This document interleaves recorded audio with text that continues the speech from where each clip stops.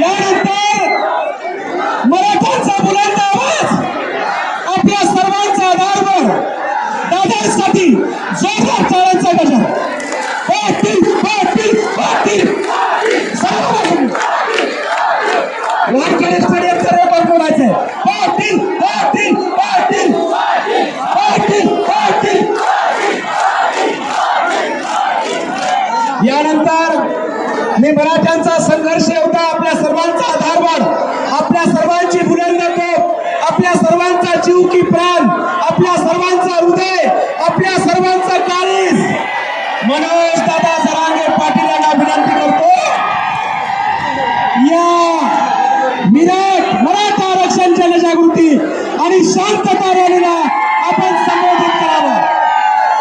जिल्हा परिषदेवर लोक बसलेले आहेत सगळ्या बाजूनी. जोरदार टाळ्यांचा गजर. आदरणीय दादा.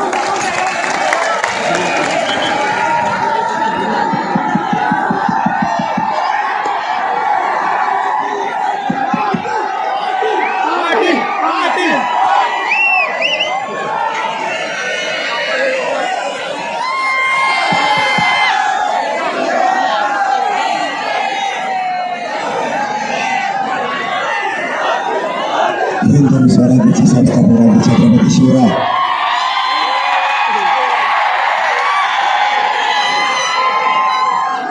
माझा बीड जिल्ह्यातील जमलेला तमाम मराठा बांधवांना माझा मानाचा जय.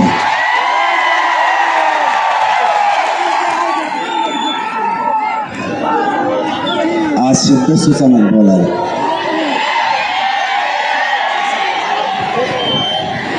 वाह, माझ्या बीड जिल्ह्यातल्या मराठ्यांनी नाव काढलं. मराठ्यांचा झेंडा तुम्ही विश्वावर फडकवला त्याबद्दल तुमच्या चरणी नतमस्तक होतो. आज मला गर्व वाटतोय. मी मराठा जातीत जन्म घेतला त्याचा आम्हाला अभिमान आणि गर्व वाटतो.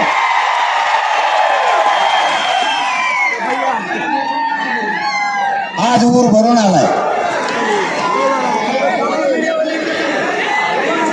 आज छाती सुद्धा फुगली. लेकरावर अन्याय झाल्यावर दंड कसं थोपटून बाहेर मैदानात यावं लागतं हे बीडच्या मराठ्यांनी सगळ्यांना शिकवलं होतं.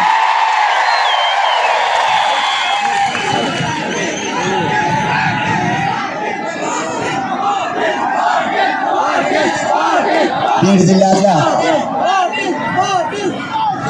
सर्व मराठ्यांच्या चरणी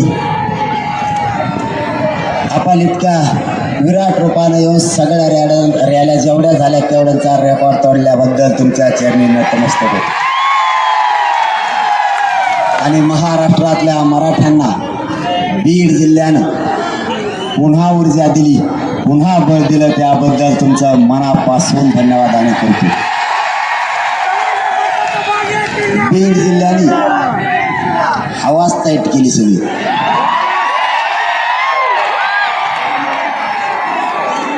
टाईट हवा झाली टाईट. त्याला म्हणतात मग बीड जिल्ह्याचा मराठा.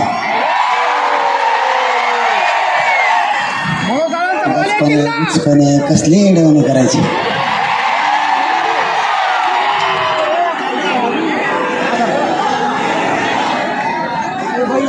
नजर पुरत नाही तिथपर्यंत मराठा.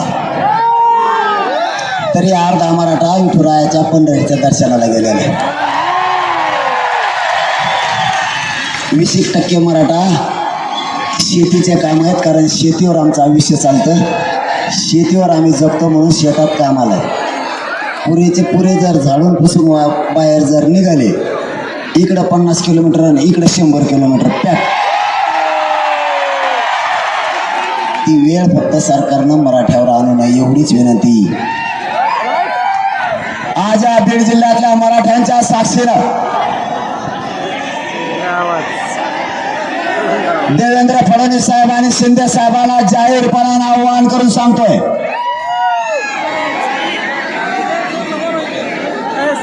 आमचं मराठ्यांचं ओबीसीतून असलेलं आरक्षण हा मराठ्यांचा आक्रोश बघा. उन्हात सकाळच्या 11 वाजल्यापासून आतापर्यंत माझा मराठा समाज रस्त्यावरती चालतोय. आक्रोशाकडे बघा.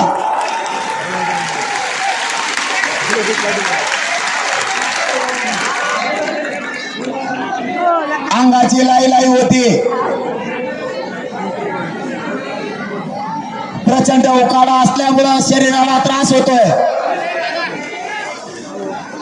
पण लेकराच्या न्यायापायी माझा मराठा कसलाच विचार करायला तयार नाही. आणि बीड जिल्ह्यातला सगळाचे सगळा मराठा ताकदीनं एकवटला. याकडे सरकारनं लक्ष द्या. सुरुवातीलाच माझ्या बीड जिल्ह्यातल्या सगळ्या मराठ्यांना विनंती करून सांगतोय, लोकांना जातीवाद केला पण आपल्याला जातीवाद होऊ द्यायचा नाही आणि या राज्यात शांतता ठेवायची म्हणून शांतता रॅली.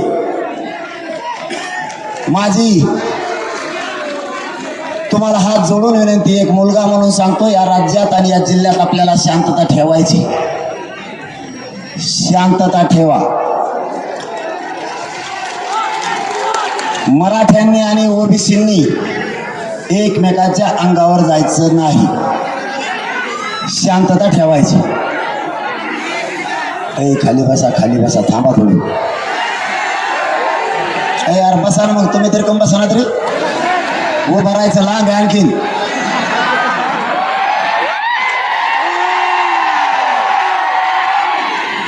आणि इतक्याला तिकीट दिल्यावर कसं व्हायचं? बस खाली. मागच्याला बी दिसून द्या, हवा येते, बाकीच्याचा विचार करायचा आपण. पोरा बसा खाली. मला महत्वाचा विषय सांगायला मी या बीडच्या पवित्र भूमीत आलेलो आहे. आरडा ओरडा करून तुम्हाला काही माहीत होणार नाही आपलं सरकारचं काय चाललंय. त्या बीड जिल्ह्याच्या पवित्र भूमीत घराघरातला मराठा समाज एकवटलाय. शांत चित्तानं फक्त 20च मिनिटं आपल्याला ऐकायचं. सकाळपासून मराठा समाज उपाशी आहे, पाण्याविना आहे. इथं लेकराच्या न्यायासाठी आपण आलेलो आहे. ते ऐकायसाठी आलो, नुसता गोंधळ घालायसाठी आपण आलेलो नाही. जसं आपण शांततेत आलो असंच शांततेत घरापर्यंत जायचं. मी तुमचा कधीच शब्द मोडत नाही, तुम्ही सुद्धा शब्द मोडायचा नाही. शांतता म्हणजे शांतता. जवान येईन तेव्हा बघू, तुम्ही काळजी करू नका. मी बी कट्टर तुमच्यासारखाच मराठा आहे. मुख्यमंत्र्यांना आणि उपमुख्यमंत्र्यांना विनंती आहे, मराठा आणि कुणबी एकच आहे. हा कायदा लागू करा, ही 10 महिन्यापासूनची मागणी. आणि आज एक विशेष गोष्ट तुम्हाला सांगायला आलोय. ज्या वेळेस आपली आणि सरकारची बोलणी सुरू झाली त्यावेळेस 4 शब्दावर चर्चा सुरू झाली होती. त्यातले 2च शब्द तुम्हाला सांगतो.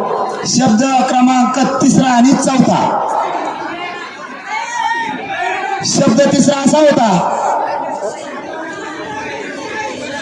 ज्या मराठ्यांची नोंद सापडली त्या नोंदीच्या आधारावर नोंद न सापडलेल्या मराठ्याला त्याच नोंदीच्या आधारावर त्याच्या सोयऱ्यांना, सगळ्या सोयऱ्यांना कुणबी जात प्रमाणपत्र द्यायचं. सगळे सोयरे या शब्दावरती चर्चा झाली. मला माहित होतं गिरीश महाजन माणसाला फसवतो. ज्या ज्या आंदोलनात तो माणूस गेला ते आंदोलन कायमचं बंद पडलं. किंवा ती जात आणि जातीचं आंदोलन त्यांनी फोडलं. असे प्रकार झालेले. त्याला वाटलं तेच लय हुशार आहे, मी त्याच्या पुढचा आहे. मला माहित होतं हे अर्ध्यात गेल्यावर डाव टाकणार आहे. कारण हे लोक असे असतात राजकारणी, एकत्रित माणसाला आंदोलन करून आणि नंतर म्हणते तुम्हीच म्हणला होता ते शब्द, तर त्या शब्दावर आम्ही तर दिलं. सगळे सोयरे एक शब्द होता त्याने आता या 15 दिवसात चालू केलंय बघा, सगळे सोयऱ्याची अंमलबजावणी टिकणार नाही तो म्हणतो. बरं ती जर टिकणार नाही तर मग छगन भुजबळला ती रद्द करा म्हणून संडास कम लागली.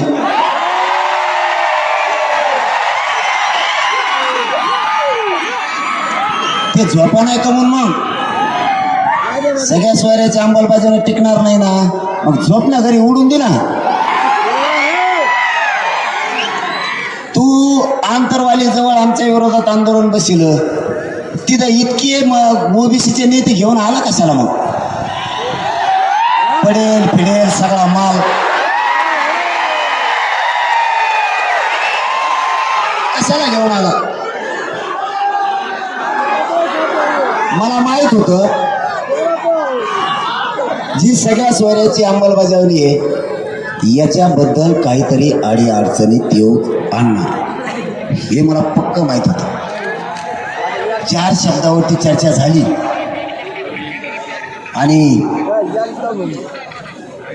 तिसरा शब्द होता सगळे सोयरे, म्हणजे ज्या मराठ्यांची नोंद सापडली त्याच नोंदीच्या आधारावर त्याच्या लग्नाच्या गणगोतात ज्या सोयरिकी जुळतात त्या सोयऱ्यांना सुद्धा द्यायचं.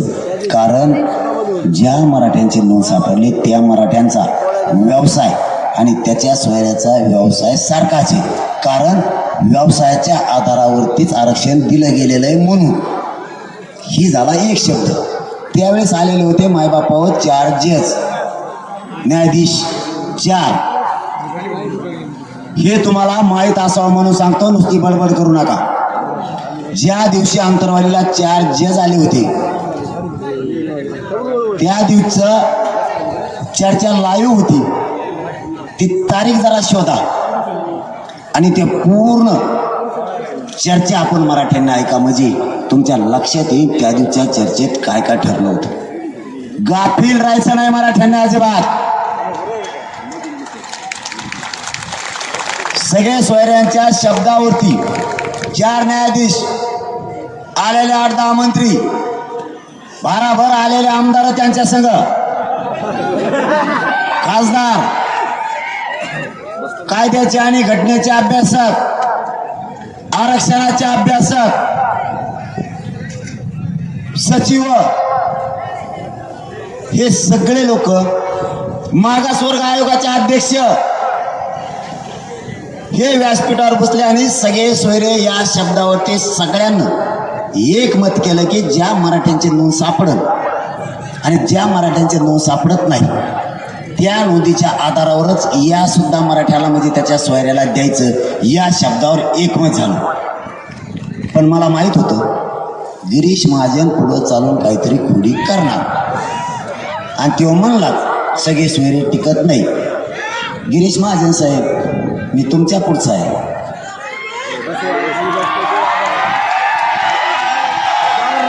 त्यावेळेस मी 4था शब्द आणला होता आणि आज तो तुम्हाला सांगतो. 4 शब्दावरती चर्चा झाली होती बीड जिल्ह्यातल्या मराठ्यांनी लक्षात असू द्या. 4था शब्द असा होता, समजा, मी त्यांना असं म्हणलो, समजा मराठ्याच्या नोंदीवर त्याच्या सोयऱ्याला दिलं, पण एखादा इसरू राहिला, हे गपरे बाहेर तिकडं, तुला जीव चाललेला कळा ना का आमचा कशाला वाटला आहे बहिणी इकडे, त्या सकाळपासून बिचारी उपाशी तापाशी. कधीतरी नातवाला न्याय मिळावा, कधीतरी मराठ्यांच्या जातीवरचा अन्याय कमी व्हावा, कधीतरी आपले लेकर अधिकारी बनावेत, कधीतरी आपल्या दारात लाल दिव्याची गाडी यावी, आपली मुलगी अधिकारी बनावी, स्वप्न बघतात आणि इतकं तरपडायला लागले तर तुम्ही बंबलायला लागला. तिकडे थोडी थोडी तरी समाजाची तळतळ समजून घ्या. समाजाच्या वेदना किती आहेत, समाज किती संकटातून चाललाय, समाजाचे लेकरं किती त्रास सहन करायला लागले. कधी काळी तरी भावनिक व्हा, कधी काळी तरी समाजाचा आणि जातीचा विचार करायचा शिका. त्यावेळेस मला माहित होतं की हे सरकार कोणाचंच नसतं, हे हरामखोर लोक फक्त स्वतःचेच खुर्चीचं बघतात, दुसऱ्याच्या जातीचं यांना काय देणं घेणं नाही. सगळ्या सोयऱ्यांच्या बजावणीच्या बाबत काहीतरी बोलतीलच. मी तुम्हाला खात्रीनं सांगतो, ती ती अंमलबजावणी उडणार नाही अशी माझा स्वतःचं म्हणणं आहे. त्याचं कारण असं आहे की जी अंमलबजावणी सगळ्या सोयऱ्यांची केली ती फक्त मराठ्यांसाठी नाही आहे. ओबीसीतल्या जेवढ्या जाती आहेत तेवढ्या जातीचं जर कोणी राहिलं असलं ओबीसी आरक्षणात तर त्याला त्या सगळ्या सोयऱ्याच्या माध्यमातून आरक्षणात येता येतं म्हणून ते उडत नाही. हे स्वतः न्यायाधीश म्हणले, कायद्याचे अभ्यासक म्हणले, घटनेचे अभ्यासक म्हणले त्यावेळेस, आणि आरक्षणाचा अभ्यासकसुद्धा म्हणले. तो झाला एक शब्द. बरं उडलं तर उडून दे, गिरीश महाजन साहेब उडलं तर उडून दे, जाऊ दे. काय करतो मग आता? मी म्हटलं दुसरून लढण माझ्या जातीसाठी काय करतो मग आता? कारण आपण शेती जरी पेरली एकदा, मग का 10 वर्ष पेरायची गरज नाही का? दरवर्षी पेरत लागेल ना. एकदा फसिलं तर तुमचंच पोरग आहे. मी काय करता मग आता? परत लढण भाऊ. काय त्याला काय करू? दुसरं तर काही नाही. माझ्याजवळ एवढंच आहे फक्त एक, मग रक्त, माझा जीव तुमच्यासाठी आणि आपल्या मराठ्यांच्या लेकरासाठी मी पणाला लावू शकतो. गिरीश महाजन साहेब, मला माहिती आहे ती अंमलबजावणी सगळ्या सोयरीची झाली की उडतच नाही. एक 15-20 मिनिटं वेळ आहे, बोलू ना.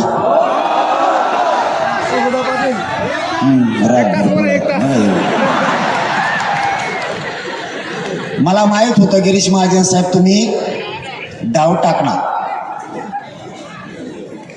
पण मला माहित होतं मी क्षेत्रीय मराठ्यांचा आहे, मैदानात उतरताना सगळे डाव सगळं ठेवायचे.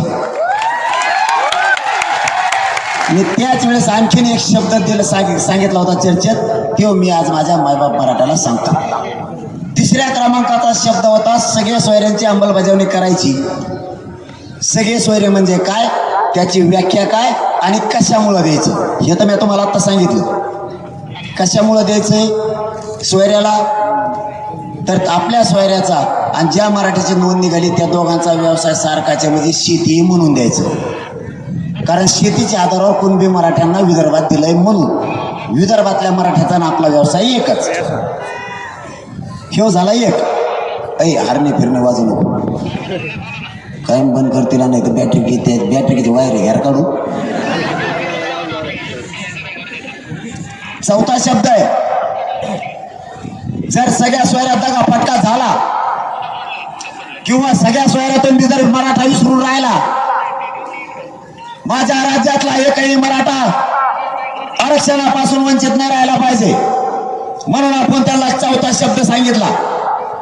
चौथा शब्द मायबापांना असा आहे, ज्या मराठ्यांची नोंद सापडेल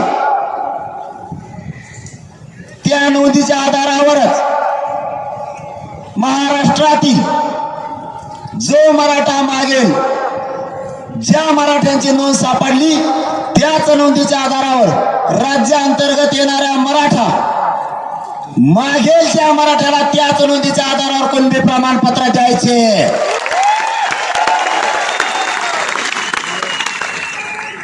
मी असं म्हणलो की ज्या मराठ्यांची नोंद सापडली त्या नोंदीच्या आधारावर मागेल त्या मराठ्याला द्यायचं.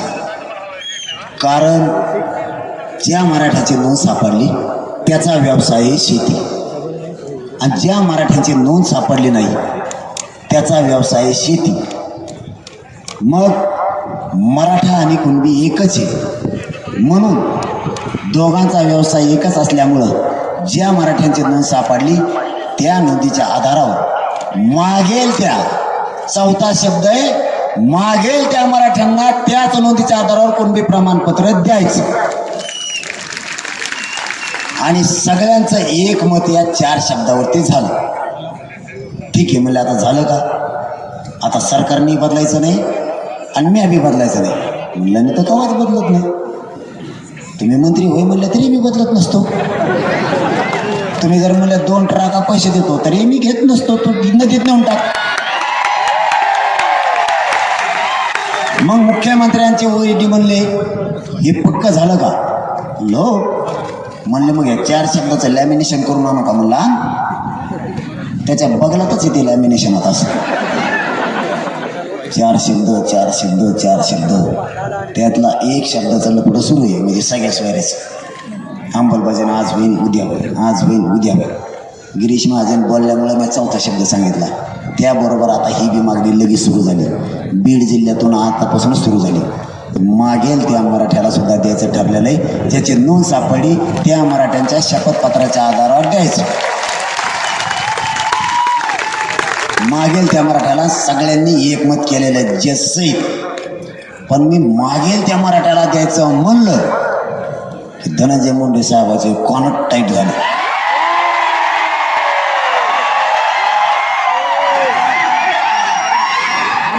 कारण हे असे त्या दिवशी बैठकीला होते गुडघ्यावर बसलेले असे.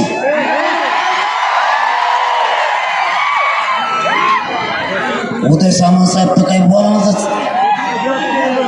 सगळे टाईट वातावरण जिकडे तिकडे. पण ते म्हणले अर्धमत नाही होतं मला. मी बरोबर करतो का नाही टायमाला. तुम्हाला त्रास झाला म्हणजे मला झाला. असं आपलं धोरण.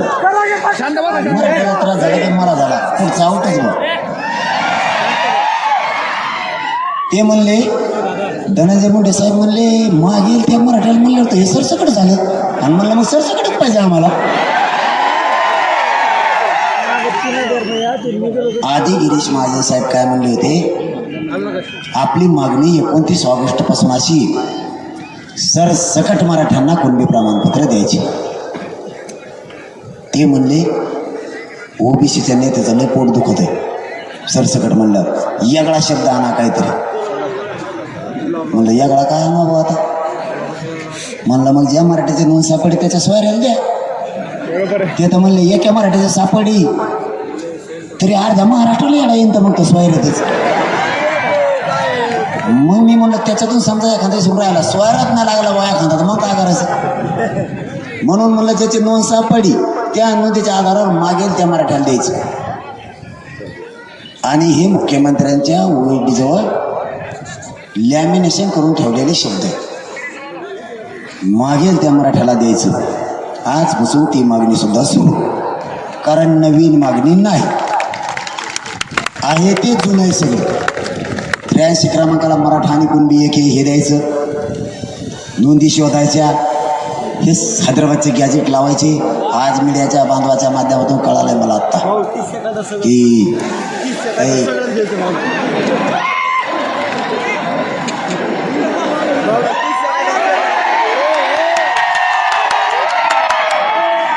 काय होतं.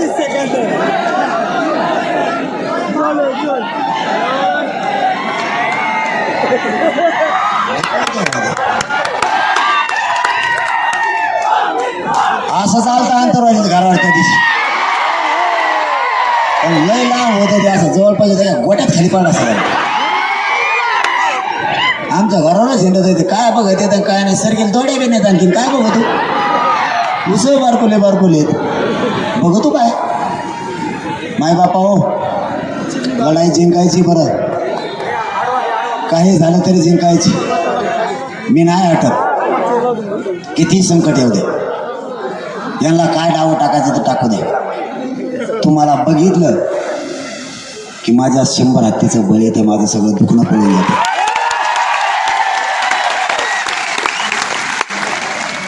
आणि आता बीड जिल्ह्याची पब्लिक बघितल्यामुळं अरे तू बी लय येऊन करू नको बरं का. मग कुठे येतो ते जाऊन तिकडं. आता डबल आला नाही पाहिजे. माईकच माईक जात असतो बरं का उंकडवी. परत म्हणायचं नाही मला मी असं कम करतो. मला बोलून दे. माझा समाज खूप लांबून आला आहे. 150, 200 किलोमीटरवर. बीड जिल्ह्यातल्या कानाकोपऱ्यातल्या हातातले कामं बाजूला टाकून मिळेल त्या वाहनानं माझा मायबाप इकडं आला आहे. सरकारनं मला घेरायचं ठरवलं. मला उघडं पाडायचं ठरवलं. ओबीसीच्या नेत्यांना सुद्धा मला उघडं पाडायचं घेरलं आहे सगळ्यांनी. मायबापा हो याला मराठी खरंच कळत नाही का. हे ड्रोनवाला काय बधीर झालेला आहे का तू.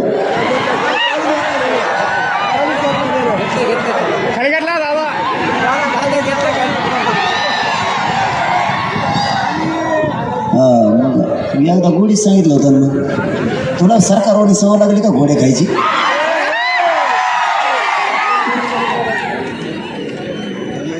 माझा मायबाप समाजाला हातात हातातले कामं टाकून मिळेल त्या वाहनानं आला ना उन्हाची पर्वा केली ना पावसाची पर्वा केली. सगळ्यांच्या डोळ्यासमोर स्वतःच्या लेकरत आणि स्वतःचे नातू इतके आता आपल्या कामाला नाही आलं पण आपल्या नातवाच्या कामाला आरक्षण येईल. सगळ्यांच्या वेदना एकच आहे. अशी संधी पुन्हा गेली तर मराठ्यांच्या 10-10, 20-20 पिढ्या बर्बाद होणार आहे.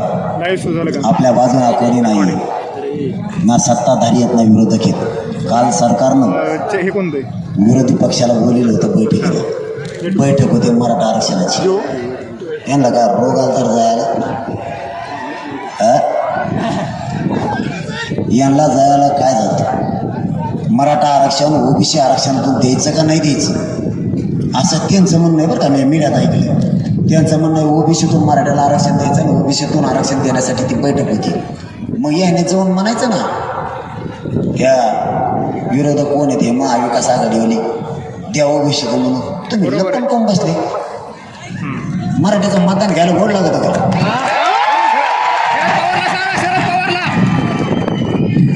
तुम्ही ते तर बैठकीला जाऊन सांगायचं ते देत नाहीत. बरं बार नाही गेले तर काळात नका जाऊन त्या समजा महाविकास आघाडीवाली काँग्रेस राष्ट्रवादी कोण कोण येतं काँग्रेस लयच काँग्रेस झालेत त्यांच्या तुम्ही रानात उगल्यासारखं कोणकडे उगत जाऊ द्या. नाही आले ते काय त्यांच्या मागं पळायचंय? तुम्ही सरकार आहे. नाही कोणी आला तर नाही आला तुमची राजकीय इच्छाशक्ती आहे ना? सरकारची राजकीय इच्छाशक्ती जर आहे तर नाही आले तर नाही आले ते महाविकास आघाडीवाले तुम्ही देऊन टाकायचं ना. किती दिवस तुम्ही म्हणणार हेव नाही आला तेव नाही आला. मग ते नाही आले म्हणून काय मराठाला आरक्षण नाही द्यायचं का? आता विरोधक नाही आले म्हणून तुम्हाला कारण सापडली. ते नाही आलेत नाही आले हिंदू द्यायला वाड्या वगैरे इकडे ना आले कुठं तुम्ही द्या ना. तुम्हाला द्यायचं नाही. मला तर असा डाऊट यायला लागलाय हे दोन्ही सारखेच आहे. बरोबर. महाविकास आघाडीवाले बी महायुतीवाले बी हे ठरवतात वाटतं अंधारातून तू आणल्यासारखं कर मी रडल्यासारखं करतो. तुम्ही यायचं नाही आम्ही म्हणत तुम्ही आले नाही आणि ते आले की यांनी नाही यायचं. माझं तर असं म्हणणं आहे सगळ्या मराठ्याला आपण आपले नेते जर असले कोणी त्यांना फोन लावून सांगा रे ओबीसीतून आरक्षण मागा म्हणून नाही तर गावातच येऊ नको म्हणून आमच्या दारात. का रे बाबा तुम्ही सगळ्यांनी मिळून का रे आमचा जीव घ्यायचं ठरवलंय? 70 वर्षापासून आम्ही तुम्हाला मोठं करून ठेवलं. आमच्या मदतीला तुम्हाला कधी यायचं रे? कधी काळी आमच्या लेकराच्या डोळ्यातले अश्रू तुम्हाला नाही का पुसायचे? आम्ही काय मागितलं तुम्हाला? फक्त आमच्या हक्काचं आरक्षण. ओबीसीत आमचं 150 वर्षापासून आरक्षण आहे फक्त तेवढं मागितलं आम्ही. काय रे तुम्हाला दोघाला बी एकमेकावर ढकलायचं? काय पाप केलंय माझ्या मराठ्याने? काय चूक केली मराठ्याने तुम्हाला मोठं करून? तुमचा बाप झाला की तुमचा आजा, तुमचा आजा झाला की तुमचा नातू आम्ही निवडून द्यायचा. ही चूक केली का आमच्या मराठ्यांनी? का आमच्या मराठ्यांच्या लेकराच्या बाजूने तुम्ही बोलत नाहीत? महाविकास आघाडी असू नाही तर महायुती असू कधी काहीतरी जनतेकडे बघा. नुसतेच हे आले नाही ते आले नाही रडत बसायचं. ते नाही आले तर नाही आले. तुमची इच्छा आहे तर तुम्ही देऊन टाका. तुमचीच इच्छा नाही असं सांगा ना. त्यांच्यावर आणि यांच्यावर तरी कशाला ढकले जा? ही जनता तुम्हाला डोक्यावर घेऊन एकदा देऊन बघा. ही आक्रोश बघा एकदा येऊ. किती भयानक विदारक परिस्थिती मराठ्यांची झाली. आमचे स्वप्न आहेत. आमचा शेती करणारा मराठ्याला वाटतंय त्याचा मुलगा नोकरी करावा. टेम्पोवर रिक्षावर असणाऱ्या मराठ्याला वाटतंय माझाही मुलगा अधिकारी व्हावं. हमाली करणाऱ्या मराठ्यालाही वाटतंय माझ्या वाट्याला आलेलं कष्ट नको आता माझ्या लेकराला. माझं पण लेकरू अधिकारी झाला पाहिजे. एसटी वरचा ट्रक वरचा ड्रायव्हरला वाटतंय माझंही लेकरू अधिकारी झाला पाहिजे. ऊस तोडणाऱ्या मराठ्याला, शेती करणाऱ्या मराठ्याला यांना वाटतं माझाही लेकरो किंवा माझी मुलगी अधिकारी झाली पाहिजे. देवेंद्र फडणवीस साहेबांना माझा सवाल आहे, आम्ही स्वप्न नाही बघायचे का? आमचं हक्काचं असणारं आरक्षण तुम्हाला नाही द्यायचं का? शिंदे साहेब तुम्हालाही सांगतो, तुम्हाला किती बळी घ्यायचं आमच्या मराठ्यांचे? आणखी 350-400 पेक्षा जास्त बलिदान आमचे गेले. वेदना काय असतात तुम्हाला नाही कळायच्या. एकदा आत्महत्या झालेल्या घरात जाऊन बघा. ज्या मराठ्याच्या आमच्या भावानं बलिदान दिलंय त्याच्या घराचा फक्त एकदा उघडावा वांडा. त्या घरात तुम्हाला फक्त आणि फक्त काळोखाने वेदनाच दिसतील.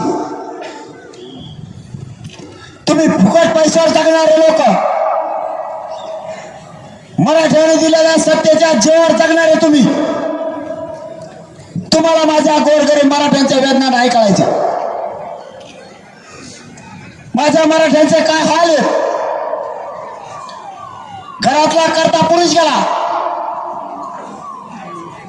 पोरा किंवा बापाने आत्महत्या मराठा आरक्षणासाठी केली. त्याचं स्वप्न येतं माझ्या समाजाला आरक्षण मिळावं, माझा समाज मोठा व्हावा, राज्यकर्ता हो. एकदा कंपाळाचा कुंकू पुसलेल्या आमच्या आई बहिणीला एकदा भेटून बघा. करता पुरुष घरातला गेलाय, तिच्या वेदना फक्त एकदा विचारून बघा.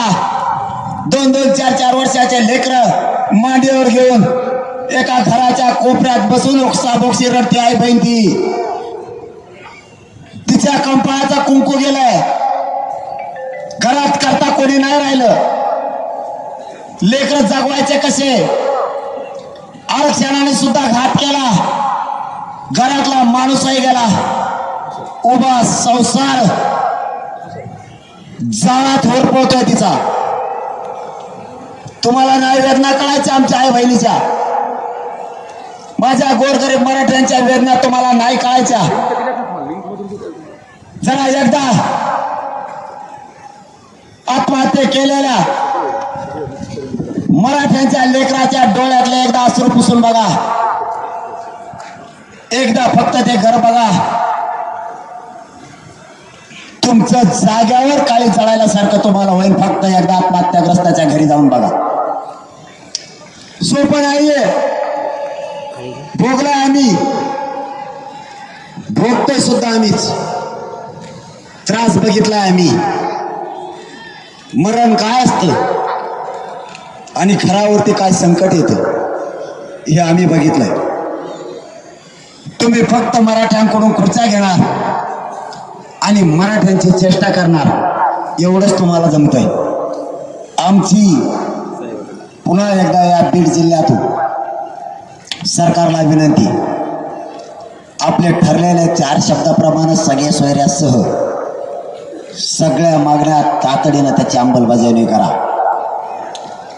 83 क्रमांकाला कुणबी म्हणून ओबीसीची यादी, म्हणजे जे ओबीसी लोक आरक्षणात घातले ते 180 जाती घातल्या होत्या. त्यानंतर त्या जाती आज 350-400 पेक्षा जास्त झाल्या. फक्त पोट जाती म्हणून आत घेतल्या. मग मराठ्यांची पोट जात कुणबी होत नाही का? कारण दोघांचाही व्यवसाय सारखाच आहे म्हणून मराठा आणि कुणबी एकच आहे, हा कायदा पारित करा.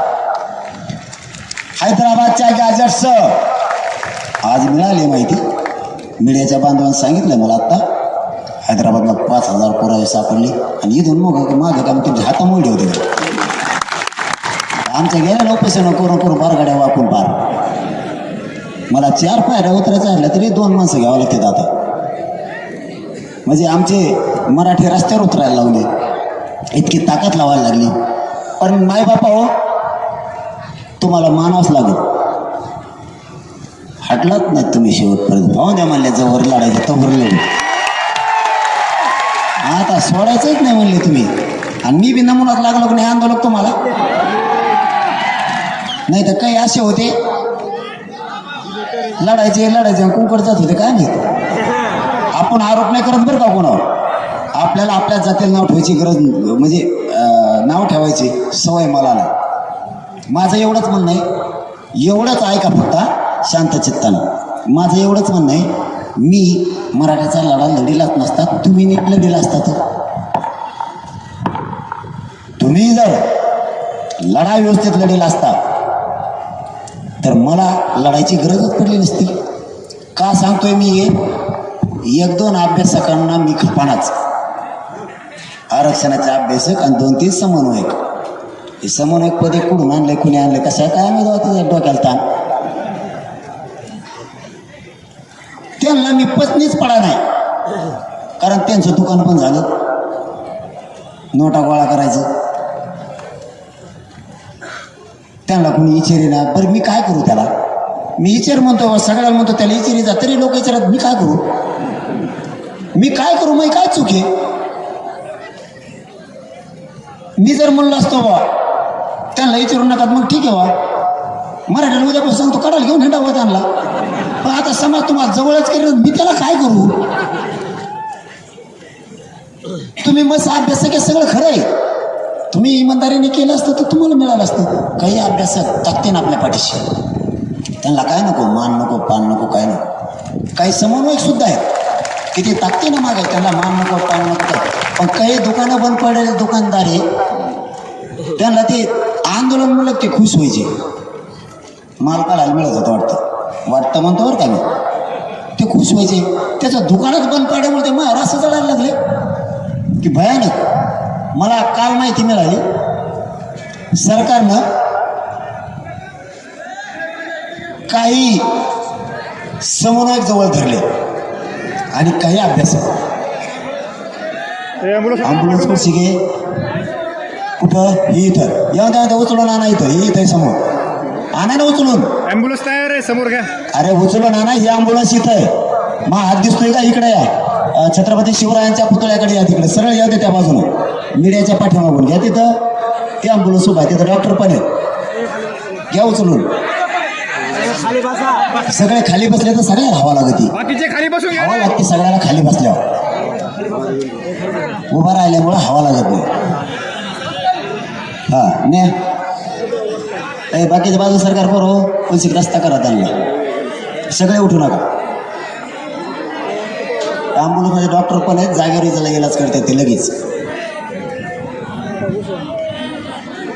आणि बाजूला न्यायचं असलं तरी न्या, सरकार रस्ता करा. जाऊ द्या न्या, उचलून न्या रे, चलून नका देऊ त्यांना.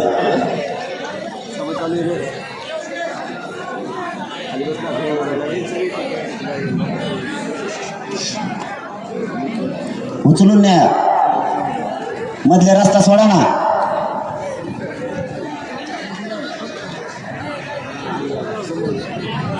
ठीक आहे, हॉस्पिटलला जर न्यायचं असलं तर घेऊन जा, डॉक्टरांना म्हणा. चला जाऊ द्या, त्यांना रस्ता मोकळा करून द्या. जाऊ द्या, जा घेऊ. सरकारनं पुन्हा 1-2-3 दिवसापूर्वी डाव रचला. यांना जवळ करून काहीतरी आता पत्रकार परिषदा काहीतरी घेऊन पुन्हा काहीतरी सापडून आणायचं आणि बोलायला लावायचं. आता मला आज 12 वाजेपर्यंत त्यांची नावं येणार होती, पण नाही आली. मी बी आली ती आले तर बघू कोण कोण आहेत, काय व त्यांचं काय दुखायला लागलंय, मला बी लागा ना. पण आता मात्र पत्रकार परिषद घेतल्यावर माहीत होऊन येत कोण आहेत ती.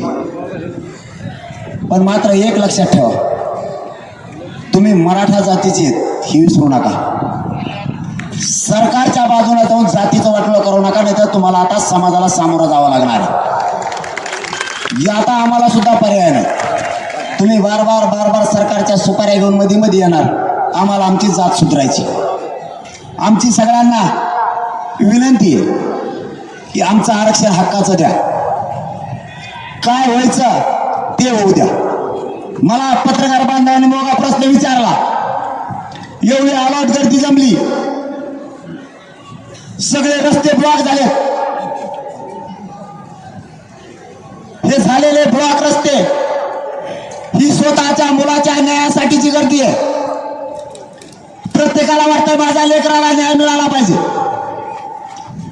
आज या बीड जिल्ह्याच्या साक्षीने सांगतो, महाराष्ट्रातल्या सगळ्या मराठा समाजालाही सांगतो, मराठ्यांना ओबीसीतून आरक्षण मिळवून दिल्याशिवाय मी एक इंच माग हटत नाही. शब्द आहे माझा, तुम्हाला काळजी करू नका. सरकारने मला उघडं पाडायचं ठरवलंय.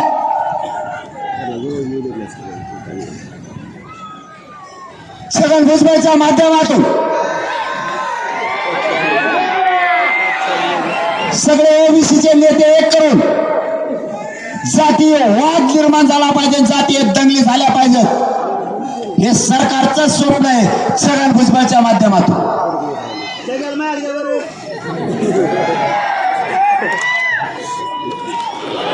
त्यांनी त्याला पेरलंय, पण त्याला माहित नाही मी किती कलाकार आहे. छगन भुजबळच्या 10 पिढ्या जरी आल्या ना तरी हे मराठ्याला आरक्षण देणार म्हणजे ओबीसीतूनच देणार. ही गर्दी स्वतःच्या मुलाच्या न्यायाची. माझ्या मराठ्याला दुखवलं गेलं. माझा समाज शांत आहे. निवडणुकीत हार जीत होत असती. माझ्या मराठ्यांना तुम्ही जातीवादी ठरवलं आणि डाग लावलाय. माझा समाज पवित्र आहे. माझ्या मराठ्यांना तुम्ही जातीवादी ठरवलंय. माझा मराठा कधी जातीवादी नव्हता. हे ओबीसीचे नेते, हे काय रे, शांत बसा.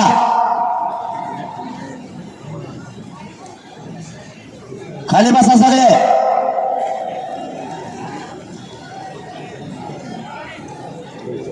सगळे शांत बसा. ही शांतता रॅली आहे. मराठ्यांच्या नावाला डाग नाही लागला पाहिजे. बीड जिल्ह्याची पवित्र भूमी आहे. बीड जिल्ह्याला आतापर्यंत महाराष्ट्राला परिवर्तनाची दिशा दिलेली मराठ्यांच्या एकाही माणसाला विसरू नका. ही शांतता राहिली, कायम शांतच राहिली पाहिजे.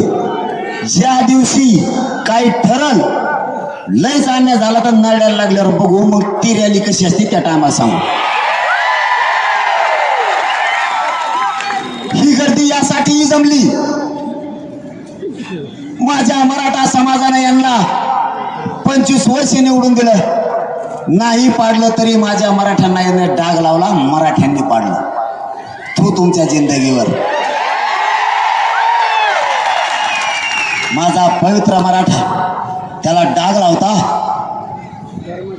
निवडणुकीत मराठ्याचे मत घेऊस तर गोड लागलं त्या टायमाला मत घ्यायला. म्हणले निवडणूक होऊ द्या, मग बघू, तोवर संयम धरा. केलं ना बघायला चालू. माझ्या गोरगरीब मराठ्यांना तुम्ही मारायला लागले. रायमोच्या पोरांना मारलं. मराठ्यांनी जर प्रतिकार केला असता तर तिथं काय झालं असतं बाळा हो. पण आम्हाला शांतता पाहिजे म्हणून उत्तर नाही दिलं. त्या परळीजवळ जामवाडी का जामनगर म्हणून गाव आहे. तिथं 400-500 घरं आहेत मराठ्यांची. तिथं जाऊन दारात जाऊन आई माईवर शिव्या दिल्या आमच्या आई बहिणीला. का रे, याला जातीवाद नाही म्हणत का? स्वतःला पुरोगामी विचाराचे मानता, स्वतःला लय शांतता प्रिय मानता. मग माझी आई बहीण ती तुमच्या आई बहिणीसारखी दिसत नाही का?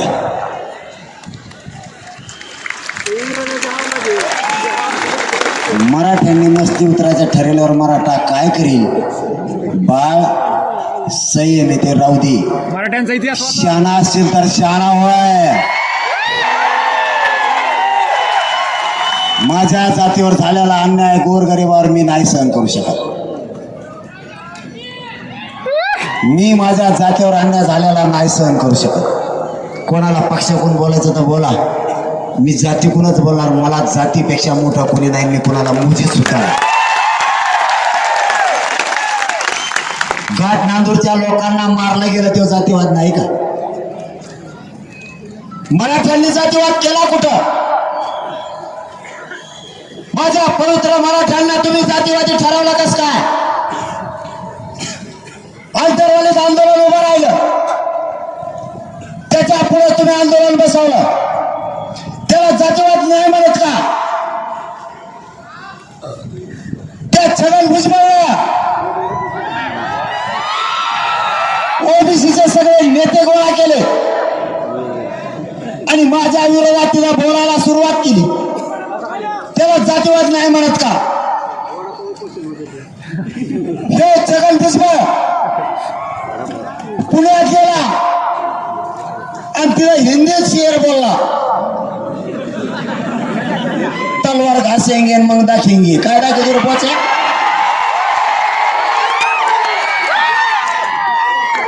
काहीच करू शकत नाही. ते जातीवाद नाही का? हमको अवकात काय म्हणलं, अवकात नको दाखवतो. काय अवकात येतोय? अवकात दाखवेन म्हणतो. काय अवकात तोय?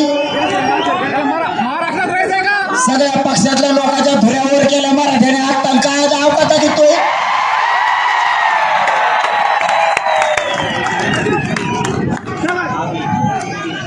अंबडला महाएल्गार मेळावा झाला, त्याच्यात त्यांनी गोळा केलेले ओबीसीचे सगळे नेते, पडेल पाडेल सगळे फुकटचे म्हणले आम्ही कोयत्यानं पाय तोडीत असतो. पाय तोडणार आणखी मायापोत आलाच नाही. तुम्हाला मी लई साधा दिसतो का? त्याला जगायचंय का? तू फक्त झोपले राहू नको, मी जागा असल्या रे तू एका बुकेत दातडा पाडी.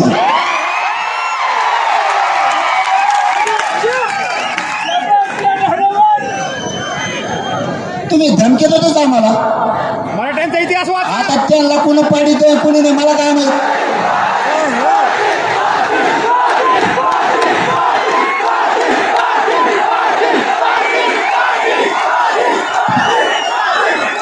तुम्हाला राज्यात कायम किंग राहायचं, जिल्ह्यात कायम किंग राहायचं ना, मराठ्यात धरून राहा म्हणा. म्हणजे मतदान घेणार मराठ्याचं, दुपटीणार बी मराठ्यालाच. दरबारी काय पेंड आहे का तुमची? आमदार होऊन दाखवा आता. तुम्ही मराठ्याला गोड बोला. तुमची जाती एक झाली, तुम्हाला आनंद वाटला, आम्ही सुद्धा ती आनंदानं बघितली. माझी जाती एक झाली, तुमचं पोट कशामुळे तो खायला लागलं? तुम्ही डायरेक्ट म्हणायला पाहिजे तुमची जात एक झाली, आमची सुद्धा जाती एक झाली. आता दोघं गुन्हे गोविंदाने राहू. माझ्या मराठ्यांचा जर गळ्यात हात टाकून तुम्ही चाललात, त्यांच्यावर जर माया केली तर जिल्ह्याचे किंग कव्हा तुम्हीच.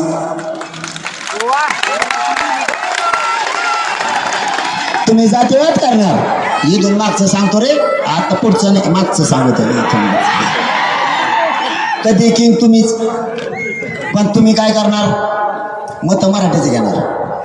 आता इथून पुढं मराठ्याच्या नेत्याने जाऊ नका बरं प्रचाराला. जातीवादी असणारा कुणी असू म्हणतो, कुणी असू दे, मराठ्याचं असलं तरी जाऊ नका. मराठ्याच्या विरोधात असलं तरी मराठ्याचे कुंकड वाजत आहे गाडीत दिसा ना. जाऊ दे त्या रस्त्यात. छगन भुजबळ येणे शक्यता आहे काय?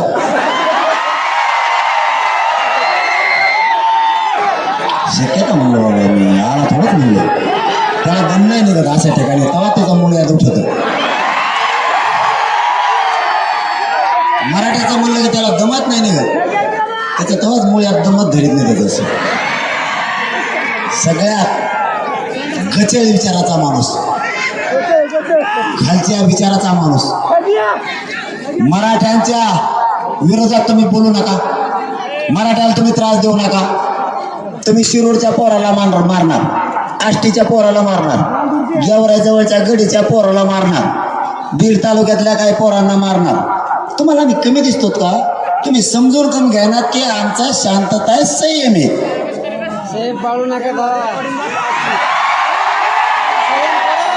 आमचं शांतता आहे, संयम आहे, म्हणून आम्ही काय करणार?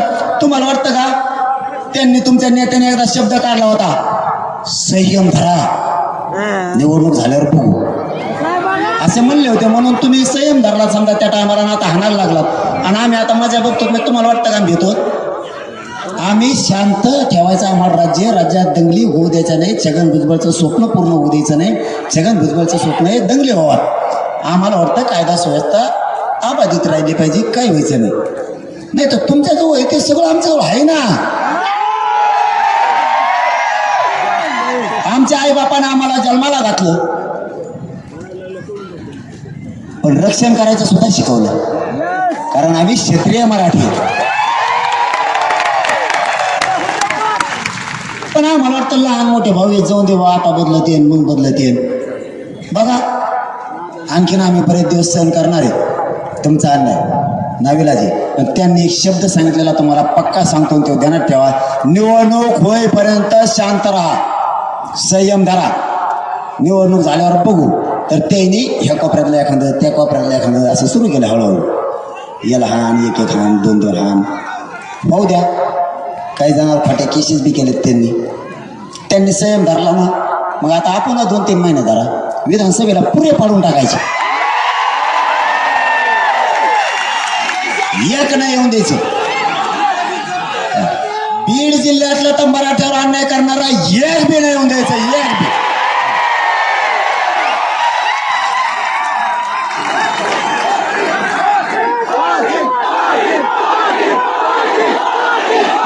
मराठ्याला त्रास देता का?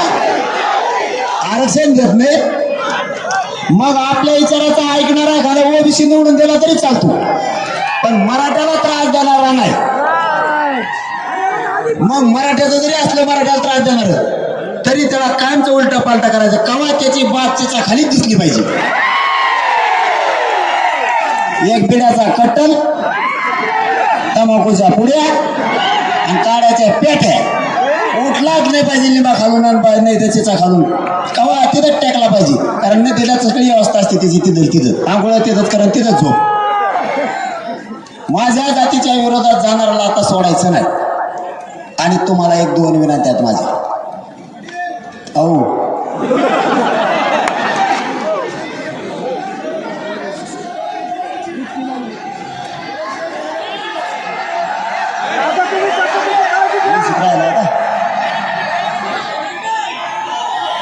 बोलायचं बंद करू का? नाही खाली बसवा. मला खाली बस म्हणतात, काय ऐकायला येत नाही. जाऊन द्या. सांगितलं व्हॅलिडिटीचं ना, सांगितलं.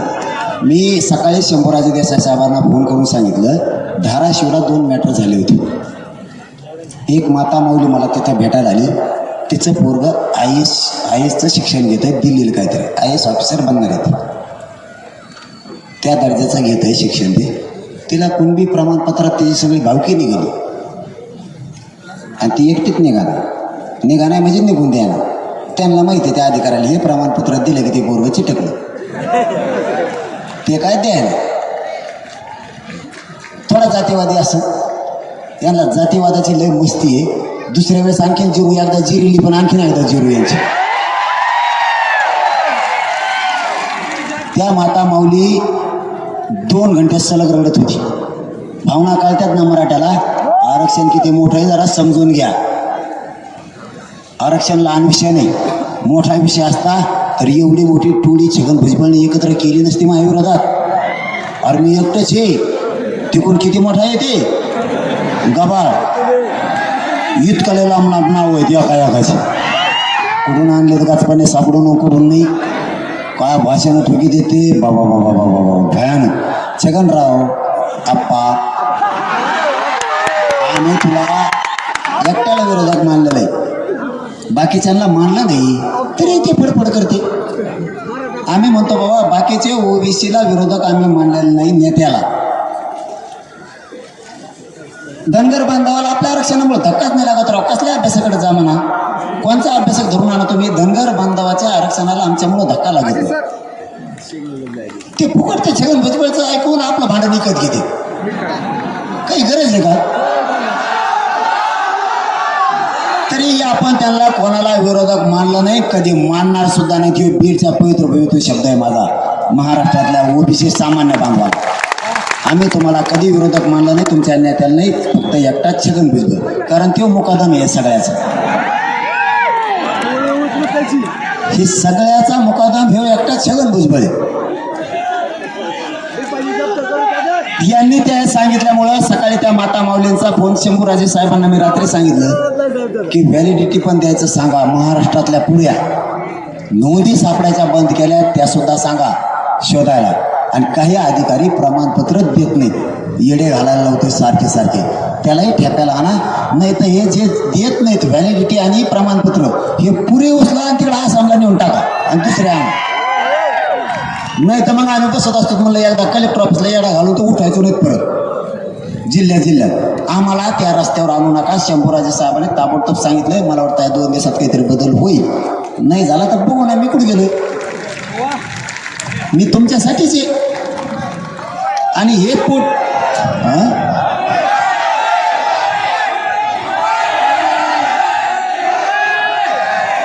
नको रे दादा, या उडपोट तुम्ही नाव हे मला असं ना देते तिकडं गोड बोलू.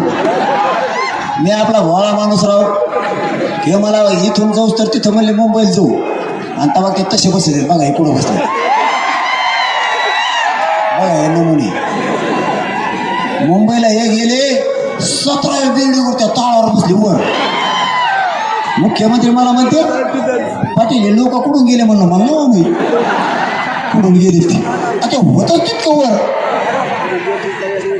काही पोट्टे आपले कोणते तरी हॉटेल होतं मोठं त्याच्याच पुढं बसले. ते म्हणले व्यापी रस्ता आहे. त्यांनी तिथं भातच शिजवून टाकला. 1.5 घंटा भात शिजत होता त्याला. 1.5 घंटा. इतके पोट्टे बेकार आहे. त्या मंत्र्याच्या लाईनला गेले ती गल्ली आहे ना मंत्र्याची, घरं राहायला त्यांचं. ती बागड दिल्ली ती गोळा केलेली सगळे तिथे.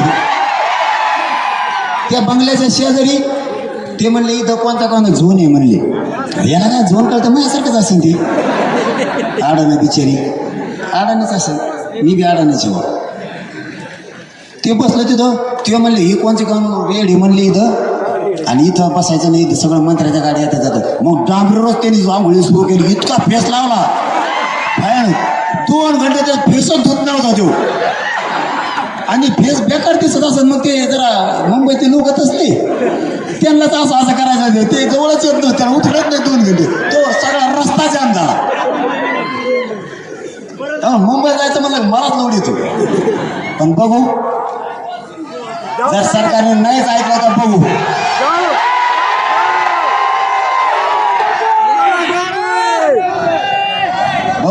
मी बघू म्हणलं. मग तुम्हाला नाही माहिती आता बघू म्हणलं की काय त्याला नाही ऐकलं ना ते मुंबईच्या बाहेर ना आपण मुंबईत जे होईल ते होईल. त्याला नाही हा बघ मग जीवन तर तुमच्यासाठीच आहे. त्याच्यामुळे आपला काही विषय नाही. फक्त छगन भुजबळला वाटतं मी अडाणी.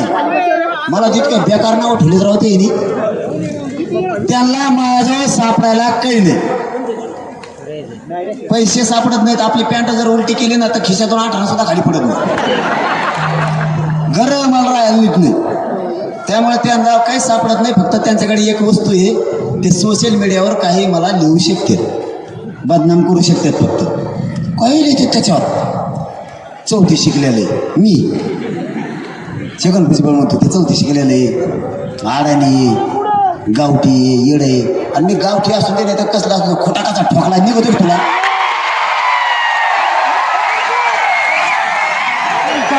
मी अडाणी तर अडाणी जाऊ दे.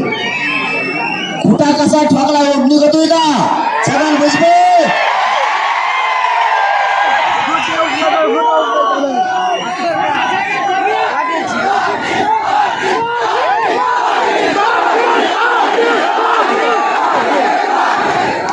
आणि छगन भुजबळ तो जे नादी लागले त्यांना खोटा ठोकल्या मराठी. त्याच्यामुळं ओबीसीच्या नेत्याला आव्हान आहे माझं, तुमचं आमचं वैर नाही. माझ्या गोरगरीब मराठ्यांना त्रास देऊ नका, यांना गोड बोलायला धरून राहा, हे कधी तुमचेच आहेत. हे आव्हान माझं स्वीकारा. उद्यापासून ओबीसीच्या कोणत्याही कार्यकर्त्यानं किंवा तुमच्या जातीच्या माणसानं आमच्या जातीच्या लोकांना त्रास देऊ नका. ऐकायचं तर ऐका, नसर ऐकायचं तर आमचा नाविलाज आहे. बघू आम्हाला जवळ सहन होत आहे तवर. यांनी कितीही डाव टाकू दे, आपण पक्के सगळे भुजबळा कितीही ताकद लावू द्या.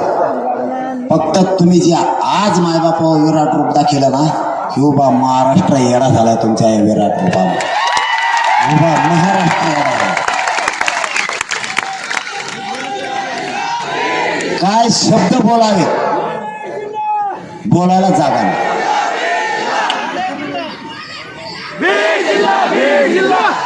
एकही माणूस हलत नाही परत आपला. हे एक लोकाला लय लागत आहे बरं का. हे म्हणते ही जात पाहिल्यासारखीच बरी होती, टंगड्या वडीत होती एकामेकाच्या. अरे भाषणाला सभेला बसल्यावर रॅली चालू रे उठतो नाही, त्यांना भुका लागतात का नाही, यांना ताण लागतात का नाहीत, अशी जातच नाही. इतकी कट्टर सांगायला आता असं ते म्हणते. म्हणजे राज्यात आणि देशात आपली इतकी एकजूट झालेली दुसरी जातच सांगता येणार म्हणते तितकी कट्टर आहे. बघा बरं मराठ्यांनी किती परिवर्तन केलं स्वतः. मला खरंच गर्व वाटतं माझ्या जातीचा. जातीवाद यांनी पसरविला. शेवटच्या 5 मिनिटात तुम्हाला महत्वाचं सांगतो, यांनी जातीवाद पसरविला, आपण नाही. एक तास बोला. हे जर यांच्या जातीसाठी कट्टर असतील तर मी का माझ्या जातीसाठी कट्टर असू नये. यांची जात एकत्र झाली आणि यांच्या जातीला त्यांनी जात एकत्र करून आरक्षण दिलं. मी का माझी जात एक करू नये आणि माझ्या जातीला आरक्षण देऊ नये. मी काय चुकीचं पाऊल उचलायला लागलोय. मी कोणता जातीवाद केला की तुम्ही चारी बाजूला मला घेरायचं ठरवलं का माझ्या मराठ्यांना तुम्ही आरक्षण देऊ नये. फक्त मी खरं बोलतो, माझ्या पोटात कपट नाहीये म्हणून मी यांना सहन होत नाही, यांना पचत नाही. मी माझ्या समाजाला दैवत मानलंय आणि समाजावर निष्ठा ठेवली, हेच यांना खपत नाही. काळजी करू नका, मला तुम्हाला 2 कामं सांगायचे. पहिलं काम, जाऊ दे रे त्यांना अडचण असेल, जाऊ द्या, जिथे व्यवस्था असेल तिकडे जाऊ दे त्याला. मी कुठं जातीवाद नाही केला. यांना यांच्या जातीचा गर्व आहे, मलाही माझ्या जातीचा गर्व आहे. मला फक्त 2 कामं सांगायचे. इथून पुढं तुमच्याकडून चूक होता कामा नाही, ते 2 कामं लक्षात असू दे. पहिलं काम, आपल्या गोरगरिबावर जर कोणी अन्याय करायला लागलं त्याच्या मदतीला जा. बघ्याची भूमिका घेऊ नका, बघ्याची भूमिका घेऊ नका. वेळ सगळ्यावर येत असती. त्याच्यामुळं मी म्हणत नाही तुम्ही काही भांडण करायला जा, म्हणत नाही. किमान त्याला नुसतं जाऊन त्याच्याजवळ उभा राहून त्याला मदत करा, त्याच्यावरचा अन्याय बंद होईल. बघ्याची भूमिका इथून पुढं घेऊ नका. गरीब मराठ्यांनी असं म्हणायचं नाही की मी गरीब आहे, आपल्याला काय करायचं होत असल्या धंदे लफड्याचं. आता किंवा आपल्याला धोपटायला लागलं. कमीत कमी आता ही करायची लढाई, मी गरीब आहे तुम्ही गरीब आहेत. गरीबानेच गरीबाला साथ देऊन आपल्याला जगावं लागणारे श्रीमंत राजकारणी मराठे हे हरामखोर आपल्या मदतीला नाही येणार. आपल्या लेकराचं संरक्षण आपल्याला सगळ्यांना करावं लागणारे. त्यामुळं वाद करायचे नाहीत, पण मदतीला एकमेकाच्या जायचं. दुसरं काम, मतदान करताना मराठ्यांनी कोणाला करताना 100% करायचं. ह्या वेळेस काय गलती झाली ते तुम्हाला सांगतो. पुऱ्या महाराष्ट्रातला, नाही तुम्ही लगेच बिडाकडे वळीता. पुऱ्या महाराष्ट्राला सांगतो काय झालं यावेळेस.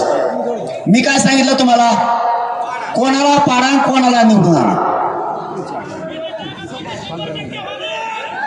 मग तुम्ही काय केलं, उदाहरणार्थ मी सांगितलं कोणाला पाडा कोणाला निवडून आणा. हुशार पट्टे आणि हुशार लोक जे होते का त्यांना कळलं, त्याने बरोबर कार्यक्रम सुरू केला.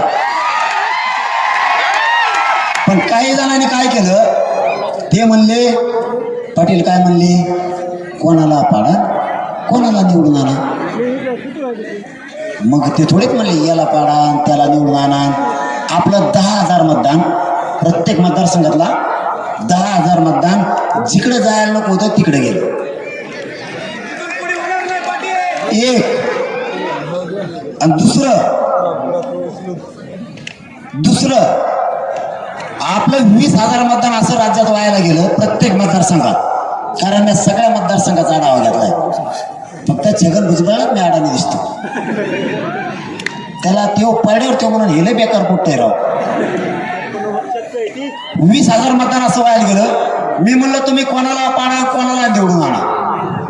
तर 20,000 मतदान म्हणजे काही मराठा समाजात लोक असं म्हणले, जाऊन तिकडे दोन्ही पास नाहीत आम्हाला, मतदानालाच नाही गेले, घरीच राहिले. 30,000 मतदान केलं गोव्याला. 30,000ची लीड तोडायला पुढच्या त्या तोंडाला नसता इतका फेसा आला.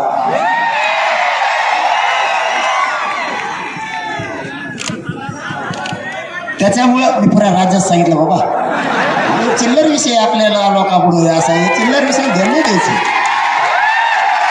ए चिल्लर चाललर हे इथून पुढे गिनती तर धरायचे नाही आहे. ते फक्त आपल्या चुकीमुळे सत्य देत, मराठ्यांच्या चुकीमुळे सत्य देत. आता चूक नाही करायची.